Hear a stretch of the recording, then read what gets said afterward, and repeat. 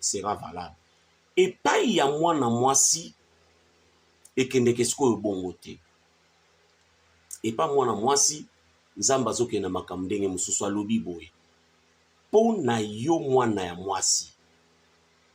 Soki ozo sala veut na yo. Il faut tata na yo. Tata na yo. La Bible est claire sur ce point. Veuille à moi si engagement ya yo moi na moi si ozana ndako ba boti. Il faut papa na yo. C'est-à-dire vignoso ya moi si et salama que qu'elle soit toujours sous autorité de. Les rosa moi na moke oza sous autorité ya ba parents. Les rokoli ozo kende sous l'autorité de ton mari. Donc le fait que moi na moi ça comme ko boya kozala sous autorité de, c'est déjà une possession démoniaque. Oyo ndeko nanga mwasi banda ko bundi sango banda siko ndengo baniko yoka message oyo. Veya mwana mwasi balobi tata na ye ifwa yoka. Soki tata na ye andimi yango. Bible lobi engagement mwana wana ya mwasi azui eza valable. Combien de filles okeyo kutani na mobile mutu ya liboso ya ko bomba information eza mutu yo Bible eza ko reconnaître que yende mutu a ko valider yango nde ye mutu yo ko cacher. Tu vis avec quelqu'un, ton père ne connaît absolument rien. Soko moni tata na yo batami. Tu ne parles pas de cela avec tes parents. Pourquoi? Nsoka yo mwana mwasi même balbatie yo lito yo ndimi. Selon la parole du Seigneur, nzambe andimi yango te. Nzamba kondima likamu na yo mwana mwasi kaka soki baboti na yo bandimi. Okokuta bana ya basi ebele amilelaka na ye dot. Chaque jour quand tu vas chez ton mari là, olu lia dot. Ba pesi au moins $20. Ti akokokisa 1500 otobalelaka bato lelo, ale basi emisi yo. Ça porte des malédictions. C'est parce que ton père ne connaît pas. Tata no ozo sa la relation, tata no ayebite. Ozo ki ne kokota na libala o baboti na yo baboyi. Et pas dans Zambé ndima mi pété. Yo pe frère, lero lingi mwasi selon la parole yango tozo tanga na bino. Il faut que luka koyeba est-ce que ses parents sont d'accord?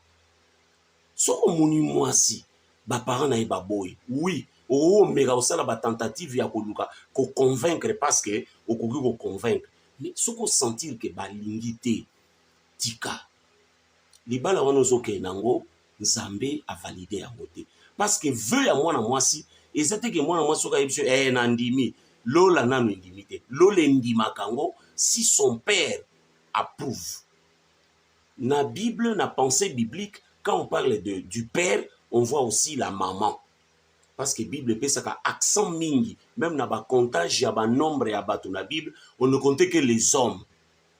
C'est parce que bazala il faut attacher importance au wana. Donc c'est ça le problème ici. Écoutez maintenant le verset 5.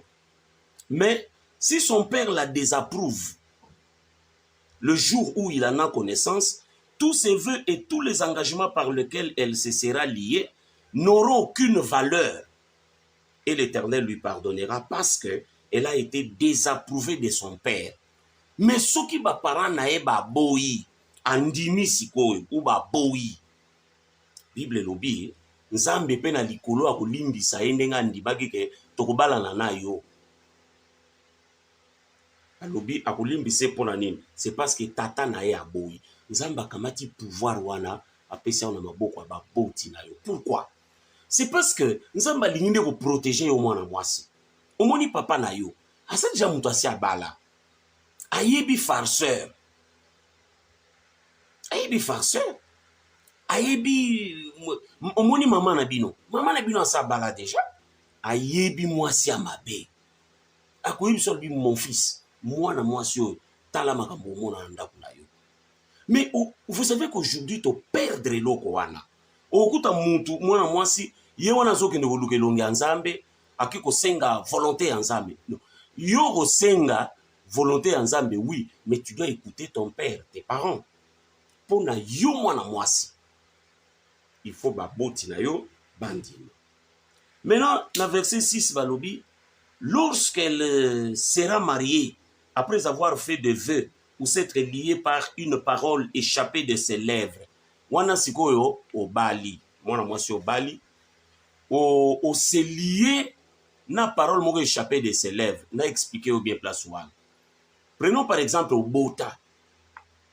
Mobali moko ayo linga yo, yo ozo yebisa mobali wana lobi omoni mwano leki na biso ya suka. Ozo kosa yende ngwana. Mobali wana zo yebake yo obota te. Aye asali makambo nyonso popeke o se lier avec une parole échappée. Ba mobali wana eze belé hein. Eze belé na mokili awa. Bana basi ba se lier avec une parole échappée. Asala ba vortema kilikili. Aye bisi mobali wana te. Mususu asia koma na ye dévierger. Mais akendake pa ba mamo ya ba wenze bateka ba nzete ba mai avandelaka e rétrécir ye corps génital na ye aza kokosa mobali alobi naza vierge bazi belé batondani na makambo ya boye. Elle a fait beaucoup de dégâts mais atikali koyebisa ngo te. Mususu le mususu asakenda pe ba matrice se beba ayebi déjà ka robotaka na eti qu'on s'est lié na parole échappée de ses lèvres. Sur ce point, il y a un témoignage que j'avais vécu.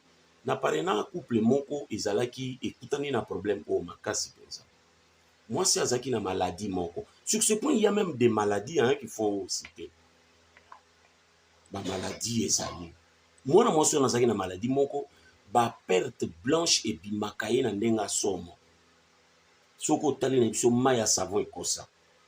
Abundani na likambo na luki ba solution atikale ko soate akena libala mbala lingie frère wana zaki très sérieux atikale oyeba ete baye basali ngai na mwasi na ngande to parene bango baye okene na libala mokola liboso sko ba balani makamyo so esili bakeye mena visika bakende ko vami singela ba voyager bakende quelque part butu wana mbala yo remarquer loko wana ba penga biso ba 2h du matin.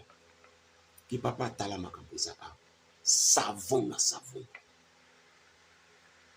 Et ça crée un problème sérieux. Et la Bible dit quoi sur ce point? Soko o s'engager na ba mensonge ndengwana oyo yo salawana yoka. Et que son mari en aura connaissance s'il garde le silence envers elle le jour où il en a connaissance, ses vœux seront valables et les engagements par lesquels elle se sera liée seront valables. Ah, et comme isko likambuya, er mobali wana yoki. La Bible dit, soko o yoki sko oke bo kotija na libala oke ko découvrir babilo kwa ndengwana. Soko garder silence. Donc au monyo lobi no elo côté. Bible lobi veille à moi sur ane comme valable. Ou valider yango. Le jour où tu en auras connaissance, ce qui au réagir te, ça reste et ça consommer nzambepe andimi yango. Mais si son mari la désapprouve le jour où il en a connaissance, il annulera le vœu qu'elle a fait et la parole échappée de ses lèvres par laquelle elle s'est liée, et l'Éternel lui pardonnera. Bible lobi mais soki mbali wana ko découvrir que mwana wana yo mema na libala lubaka mwana mama na bino ya suka soka mwana na yo o bomba ye tikala ko yeba que mobali wana aza pouvoir ko annuler vœu na yo soki asepeli. Et Bible lobi nzamba olimbisa yo. Hein? Oui, l'Éternel lui pardonnera. Nzamba olimbisa ye mobali wana. Parce que asangajaki na mwasi moko ya kosaki ye. Yo zolandanga. Okenda libala okosa na nini? Okosa na nini? Eloko wana ekoki ko faire arrêter. C'est pourquoi tant ou fiançailles awa ozomona nazo lobela te na fiançailles bote nazo pesa matière d'une manière générale et c'est à vous au se localiser. Tant ou bulingani il faut se dire tout. Frère ozana ba maladie boba o fonctionnaka te yibsa mwasi wana. Ozana ba mapalata suki ba biloko lini ezana yebisa. Eza même na baka mususu muto asubaka. Mukolo me asubaka. Ce sont des choses na ba période wana nyonso. Il faut qu'on se le dise pour engagement na bino bokosala soki ekei na baparole échappé ya l'œuvre ekoki komema brise vœu wana na suka. Vous comprenez? Na sauté partie à ba veuve, verset 10, verset 9, na verset 10. Lorsqu'une femme dans la maison de son mari fera de vœux ou se liera par un serment et que son mari en aura connaissance, et s'il garde le silence envers elle et ne la désapprouve pas, tous ses vœux seront valables et tous les engagements par lesquels elle se sera liée seront valables.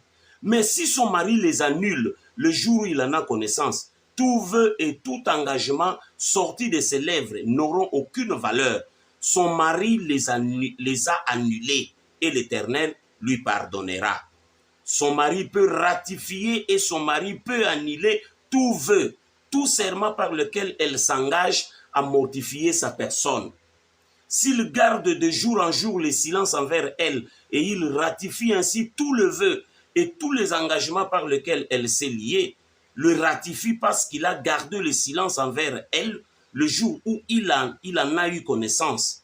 Mais s'il les annule après le jour où il en a eu connaissance, il sera coupable du péché de sa femme.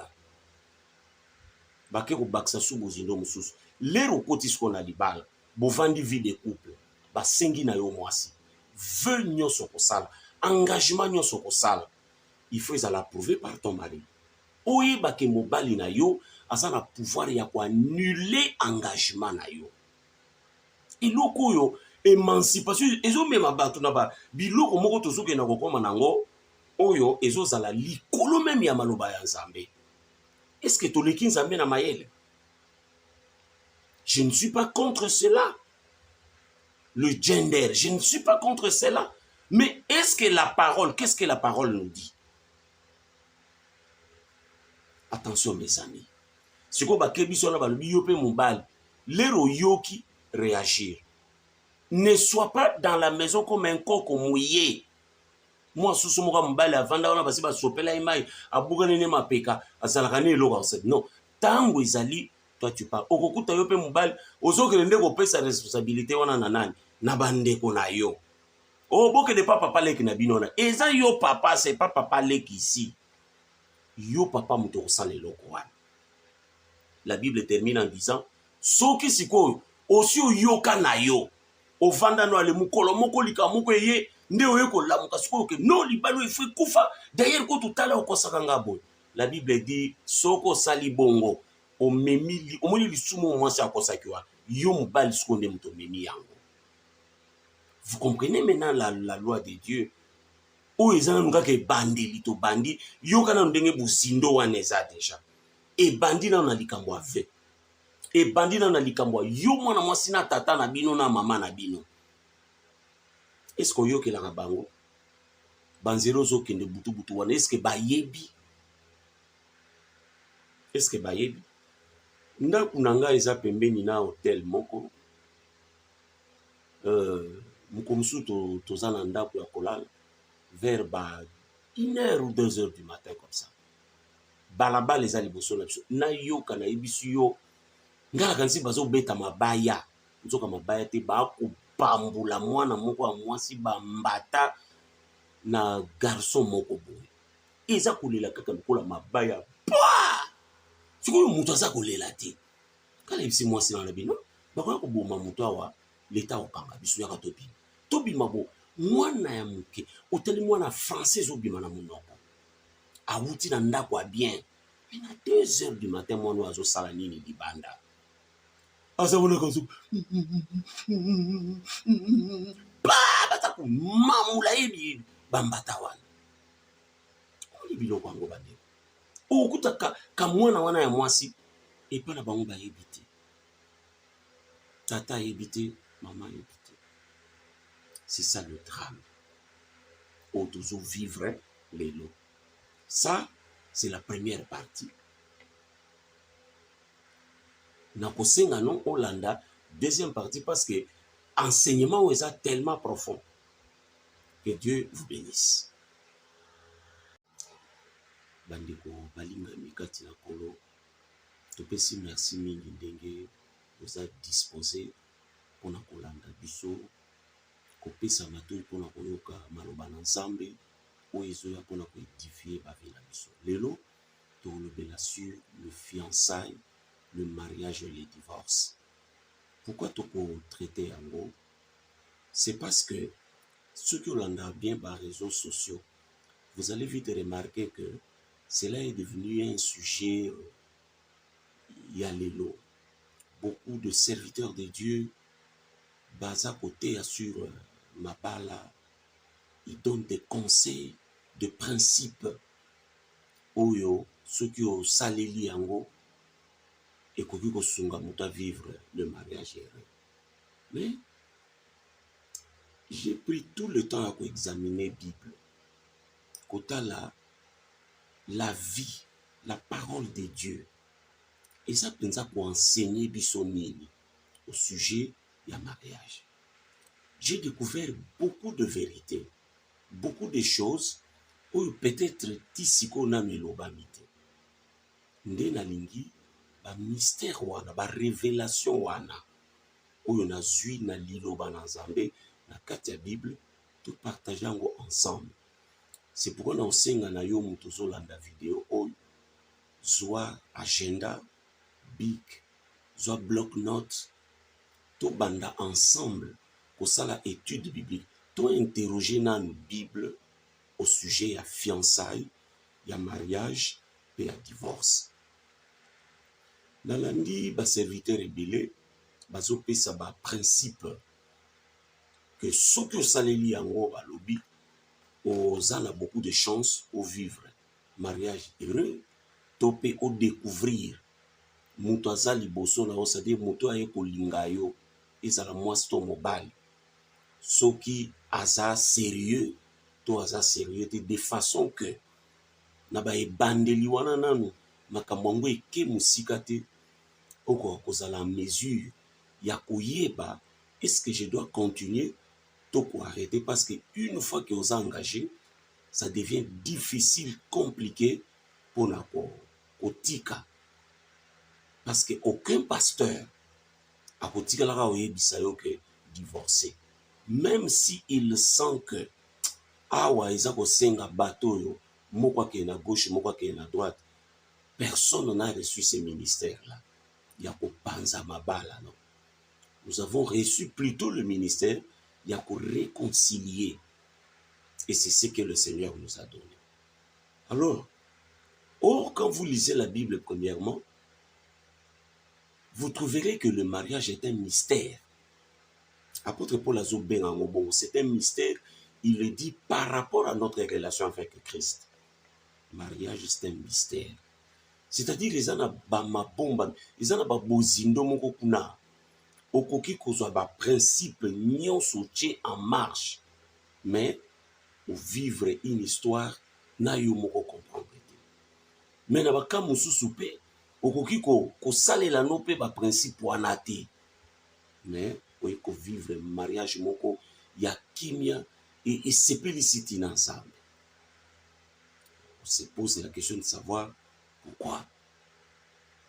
Nakutala ndaksa moko ba parents na biso ba balaka basi ba mama na biso, ye aza wana Kinshasa ayaki musala, mama atikala na mboka, papa kutu ya lingia bala abengi ka ndeko na ye abibalelanga mwasi, bakekaka na mboka wana bapuise na kati ya famille moko, ba relation na nde ebimisi bato minene lokola yo lokola biso.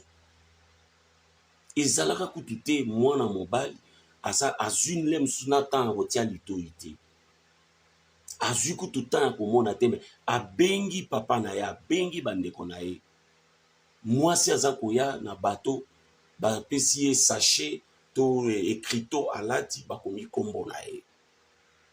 Mais ce sont des mariages oyo eke mama wana akundi papa, papa wana akundi mama.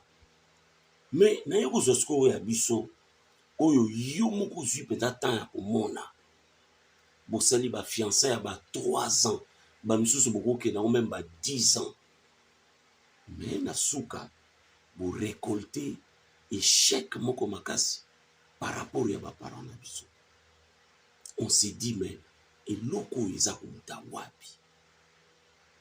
Nde na lingaki to interroger Bible. C'est pourquoi apôtre Paul a raison, ya kobengango c'est un mystère. Ndeko kokutana na mwasi ya bien la vie. C'est un mystère, c'est un don de Dieu. Kokutana na mobali ya bien la vie, c'est un don de Dieu. Na lobité que ba principe oyo ba serviteur mususu bazo pesa eza mabe. Non, salela yango. Mais moi je te dis que libala est un mystère. C'est un mystère. Quand on dit mystère, c'est-à-dire les élogos moko pour comprendre. D'ailleurs, nous allons lire la parole de Dieu pour nous soutenir un certain nombre de biloko.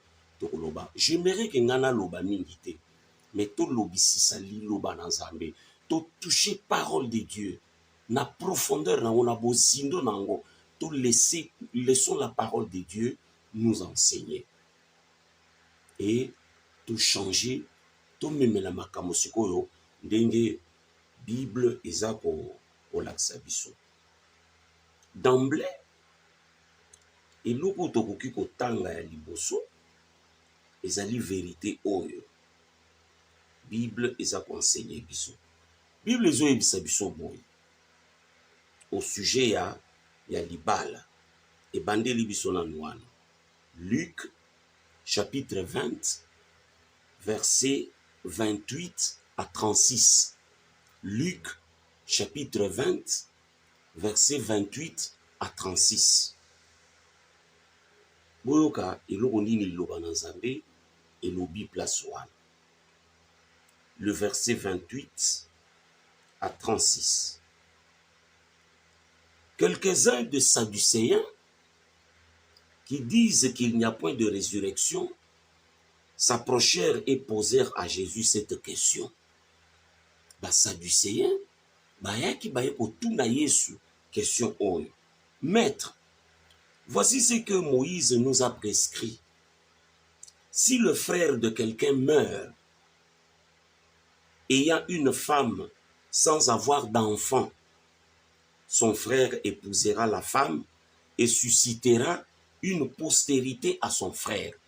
Oyo nde enseignement Moïse, serviteur de Dieu, a pesaki na bango. Or, bazo continuer l'histoire ou la question na bango par Jésus.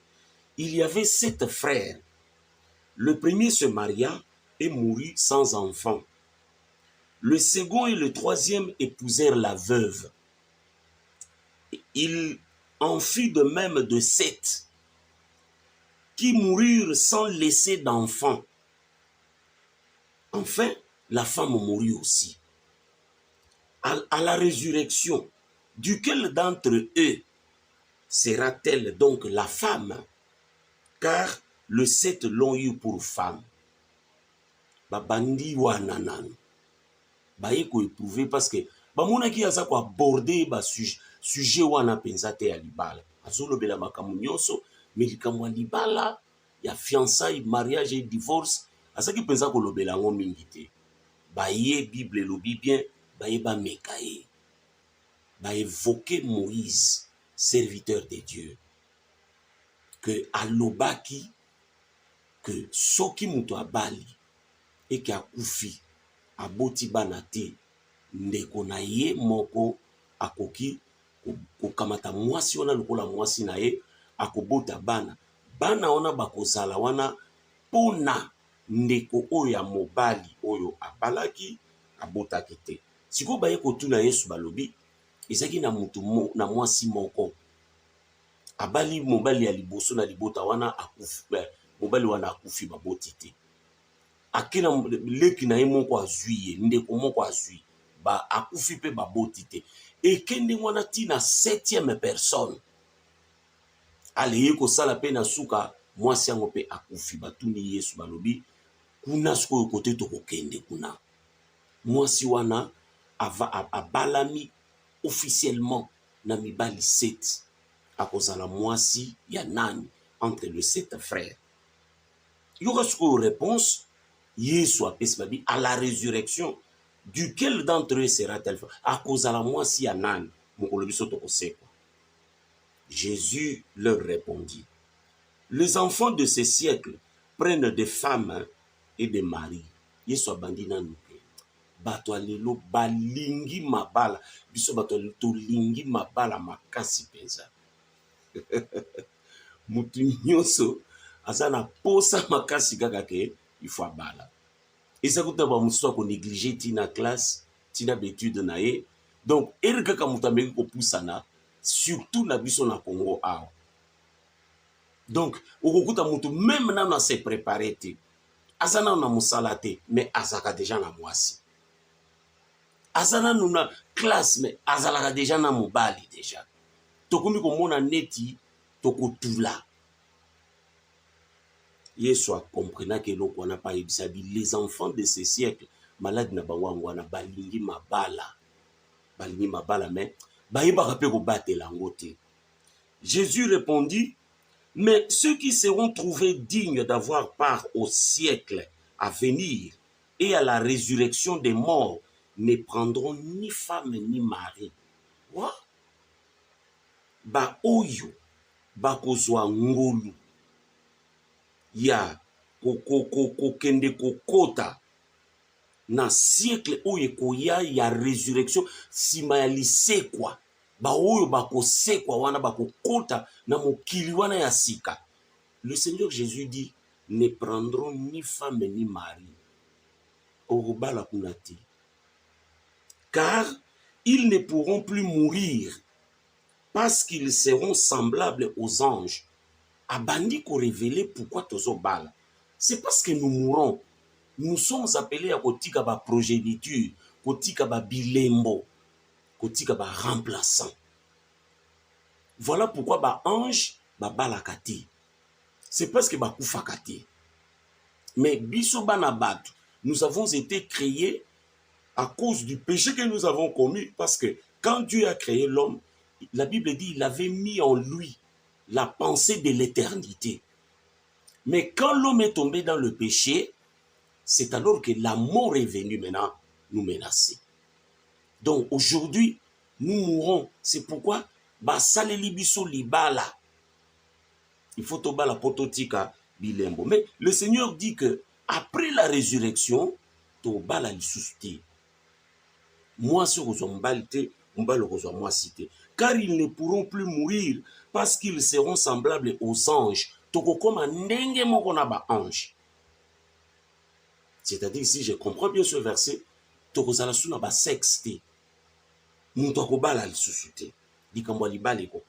et qu'ils seront fils de Dieu, étant fils de la résurrection. Donc, mariage est une affaire terrestre. Et loko ya se awo. Eza na mutu moko te na bokonzi ya Nzambe simalise kwa akomema mwasi kuna mabala kuna kozala te. Mais le problème c'est quoi? Iloko moko eza terrestre. Mais mabala ekomema bato epele na lifelo.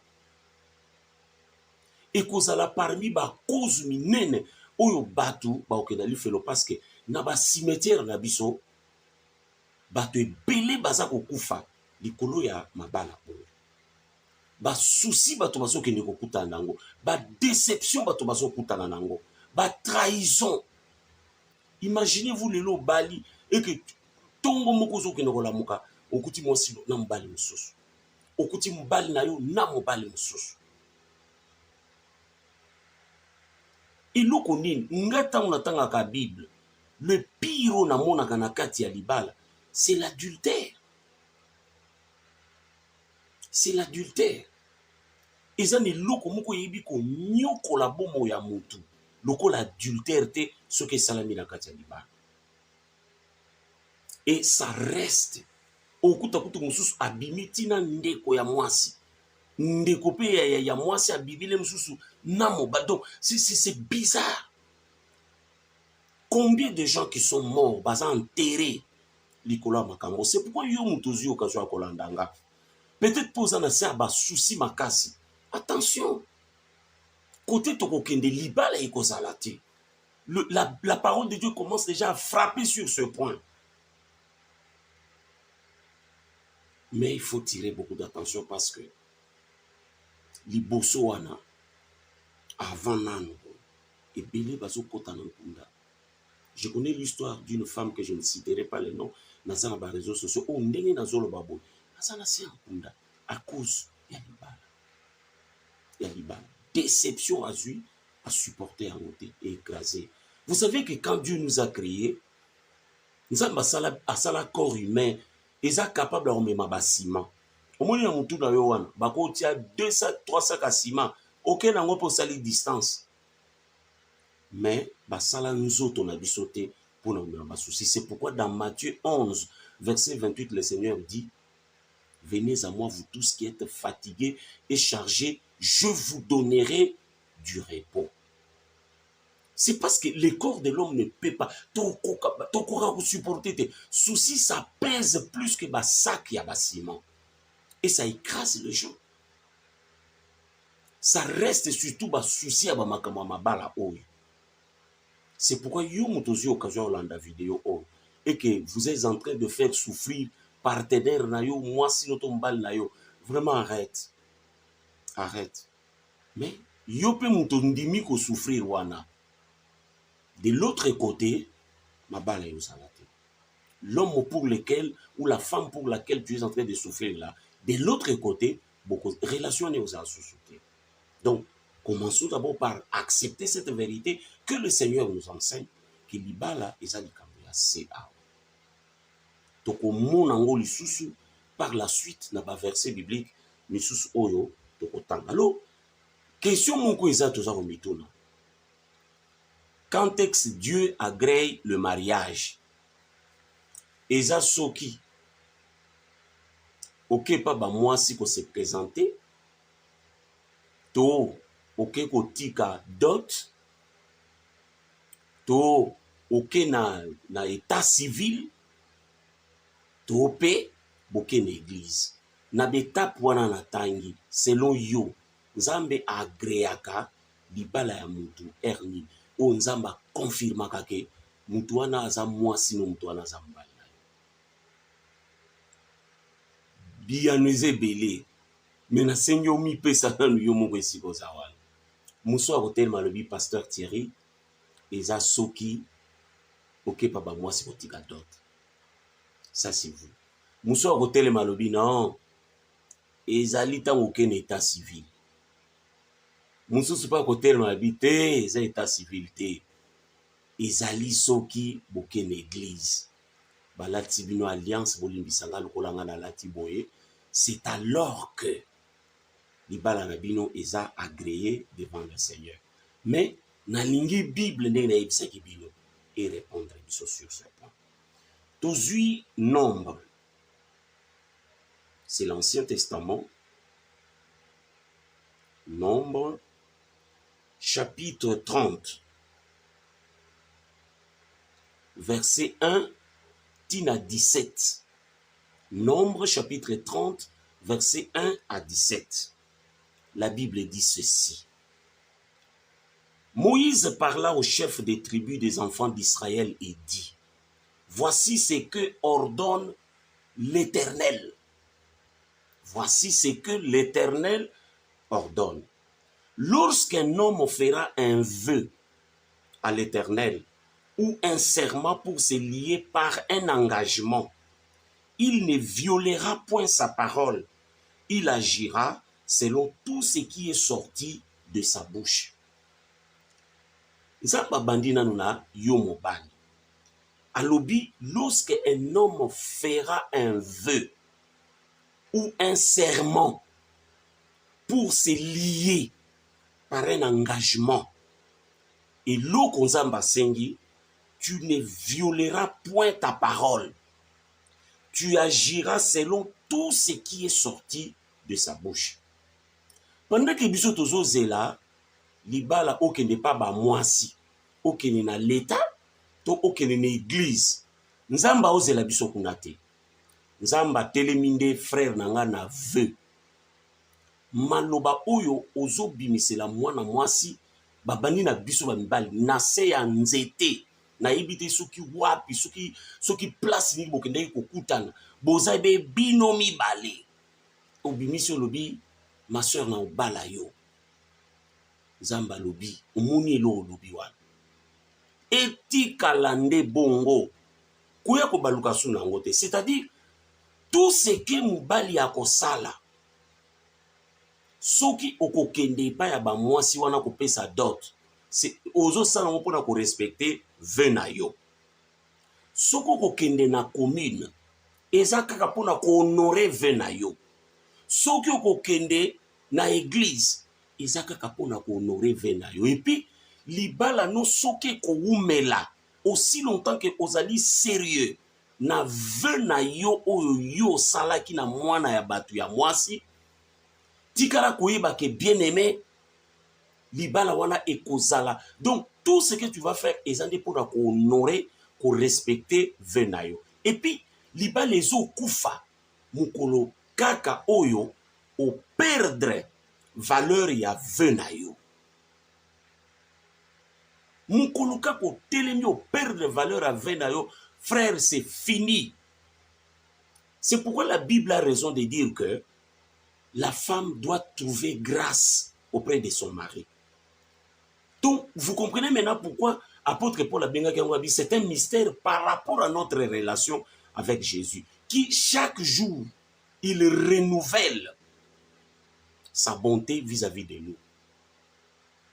Quand on a vendu bon, nakoka kolaboka wakaka boisili, soki na honoré souve na ngate, na divorcé. Même bato bakoye ko peso toli.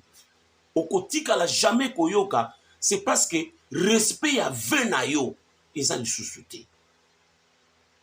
Donc nzambe ateleminde na ve.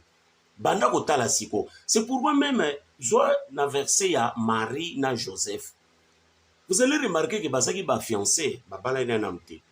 Mais tangu ange Gabriel azoya ko s'adresser na Joseph, asa koyebise Marie ta femme. Bon, akoma ki femme na ye comment? Donc pour le Seigneur, frère nangai, yo mutozo landanga, banda kotala ba ve combien osali. Eri nyonso yo telemaki na mwana moko mwasi, même parce que tout ça la ba ve msala même pour mentir, hein, pour arracher le cœur d'une fille au kokosiye. Okosiye, que Dieu nous pardonne. Tozo ça le loko moko ko coûter biso cher parce que na ba verset mususu mutu asali veut pas nzambe. Asali veut pe akokisi yango te. La Bible dit que Dieu le prend comme un insensé. Voyez maintenant combien d'hommes tout ça ben insensé devant le Seigneur à cause yali ba veut to sala. Mon frère, osali ba veut na ba fille combien? Banda kota la joie papier tia ota la liste na yo. Tu as fait combien de vœux? Omoni ba vœux nyonso to saliwan. Dieu nous demandera cela. C'est pourquoi lilo tamuzo yo ka lilobo, tamuzo ka enseignement oyo, ce que je veux te demander c'est de te repentir. Au Seigneur Nzambe pardon. Si tu peux même m'appeler certaines fois parce que ils ont basi mususu, okosele ka na nko biso ba mibali to sala ke lokwana. Olobi petit oyo na ko l'exceller l'air. Oko l'exceller l'air. Oui, mais devant Dieu. Mususu kozalozo vivre né, mais du fond de ton cœur. Oyebi ke na obala été. Oyebi que je suis en train de le mentir, soit kaka peut-être à supporter ma classe nanga, peut-être à salaka boy, peut-être à yaka kaka, tout salaka na so ba pité. Mais du fond de toi, oyebi que moi si on a obala été. Mon frère, eza biloko nzambe akotuna biso. Nous allons nous rendre compte devant ça. Siko banda kotala mibali combien royaume ya nzambe ba okota ngote kalikola likambo ave oyo. Donc pour na biso ba mibali nzamba telemi na likambo ave. Nyonso yo okosala nde pona ko honorer ve na yo. Likambo oyebisaka mwana mwasi wana na sansete. Bozaki bino mibale bo telemi quelque part, Dieu était là comme témoin. Ya maloba oyo yo obimisaki. Et ce sont ces paroles que vous devez honorer. Les longa soki na ovanda na mwasi nanga nazo vanda ka pona ko honorer ve wana kaka. Mukolo kaka oko lâcher ve na yo, c'est le divorce. c'est le divorce. C'est le divorce. Okukuta moi sinon na mabe, mais si tu tiens à vœu na yo salon, c'est pourquoi moni ba fiançailles leki ondelo. Ndeko moko na mokila yembi alobi ba obengo se meki mbala boni. C'est une interpellation pour nous en tant qu'enfants de Dieu. Combien de fois ba obenga yo se meki nga na baksi ba obengo bo kilo na baboti combien? Combien? Combien? Occuper sa dot na vino combien de fois? Ton problème c'est quoi? C'est le vœu na yo. Ozo kokaka ko respecter en côté. Donc Dieu s'en tient au vœu. Et ça tout en bouquet église non. C'est pourquoi même Jésus lisez la parole sérieusement. Nana ko yebisanga libala yeso pambol. Dans la fête de Cana, yeso akende kinde na fête babenga ki yake usala maye komi masanga. Je ne dis pas que kopambola libala les amabe non. Mais je dis que eloko eza ko intéresser Nzambe, ezali veut. C'est pourquoi pagano moko ayebi Nzambe te mais soki abateli vœu na ye akovanda ba papa na biso ba wumeli na ba mabala eza likolo ave. Ah zaka ka kovanda tala bi mama na bino to butine musika. Tika kaka vanda.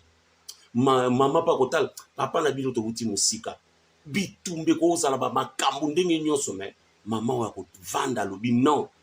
Tika na vande la bana. Oh, en réalité zaka bana te. Asa kotala vœu na ye o ya salaka alingo trahir yango te. Donc j'ai beaucoup insisté sur ça parce que le Seigneur insiste. Alors à Kittina verset 4. Lorsqu'une femme a escoué pas yomoisi dans sa jeunesse et à la maison de son père fera un vœu à l'Éternel et se liera par un engagement et que son père aura connaissance du vœu qu'elle a fait et de l'engagement par lequel elle s'est liée. Si son père garde le silence envers elle, tout vœu qu'elle aura fait sera valable et tout engagement par lequel elle se sera